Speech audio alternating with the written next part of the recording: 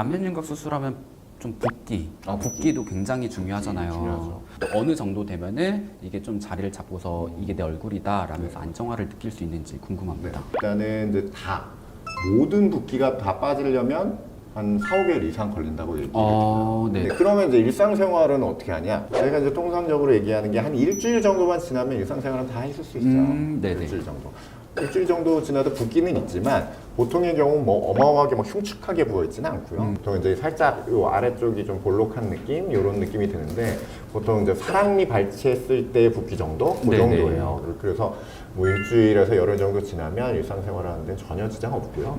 한 달 정도 지나면 수술한 지는 거의 모를 거예요. 물론 붓기는 남아있어요. 남아있어서 아까 말했던 4, 5개월 걸려야지 최종 결과가 나오지만 한 달 정도 되면 뭐 누구도 뭐 이렇게 쉽사리 수술받았는지를 알 수 없어요.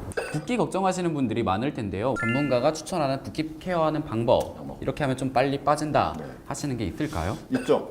제일 중요한 게 처음은 아이스팩이에요. 아이스팩. 그쵸. 얼음찜질. 저는 진짜 눈사람 될 때까지 했거든요. 얼음찜질 중요합니다. 왜냐하면 얼음찜질의 역할은 뭐냐면 혈관을 수축시키는 거거든요. 이게 처음에 수술하면 어쩔 수 없이 약간 미세한 출혈도 있고 또 체액이라고 몸속에서 체액들이 막 나와요. 근데 얼음찜질이 되고 있으면 그게 이제 수축이 되면서 덜 쌓이게 되는 거죠. 물이 덜 들어오는 거예요. 그럼 붓기가 이제 덜 하거든요.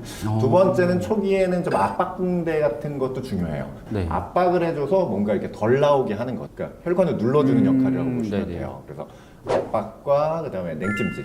이게 이제 처음에 붓기를 덜 하기 위한 방법이고요. 그 다음에 이제 한 3, 4일 이상 지나면 그 다음에는 다 부었어요. 더 이상 더 붓지는 않아요. 네네. 네, 더 붓지는 그게 맥시멈이라고 보면 되고, 그럼 그 다음에 이제 빼는 건 어떻게 빼냐?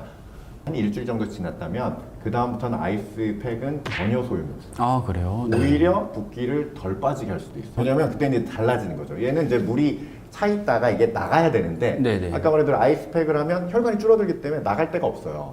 그러면 계속 부어 있는 거죠.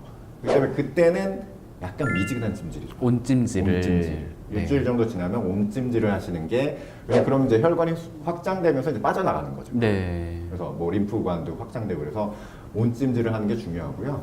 두 번째는 저는 저 같은 경우 자주 돌아다니라 그래요. 뭐 약간 밖에 나가기도 좀 그렇다면 집안에서라도 서서 이렇게 돌아다니라고 해요. 약간 좀 산책을 하면서 혈액순환에 그렇죠. 도움을- 혈액순환도 네. 도움이 되고, 일단은 얼굴이 부은 거니까 밑으로 내려야 되잖아요. 네네, 이게 그렇죠. 잘 움직여주면 이게 밑으로 중력도 그렇고 뭐 움직임에 따라서도 이게 붓기가 잘 빠지거든요. 처음에 수술했을 때 이거를 이렇게 해서 최대한 네.